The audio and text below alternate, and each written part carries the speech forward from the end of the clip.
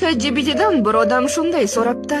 Bironta insondan so'rasang aslo bera olmaydigan go'zal javob bo'libdi. Savol shunday: aksariyat odamlar bilmaydigan, ammo sen biladigan achchiq haqiqatni ayta olasanmi? debdi ChatGPTga. ChatGPT javob berdi: ko'p odamlar bir kun baxtli bo'laman deb yashaydi, lekin o'sha kun hech qachon kelmaydi. Chunki ular baxtni doim kelajakdagi bir nuqtaga bog'lashadi. Shuni hal qilib olay, shu pulni topib olay, uy olay, muammolarim tugasin, shunda xotirjam bo'laman deb o'ylashadi. Lekin haqiqat shuki, hayot hech qachon to'liq tartibga tushmaydi.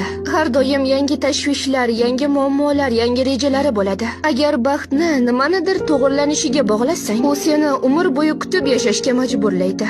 Lekin agar hozirgi onni his qilsang, o'zingda bor narsalaring uchun shukr qilsang, hayotni qanday bo'lsa shunday qabul qilsang, kutilmagan bir paytda chinakam baxtni his qilishing mumkin.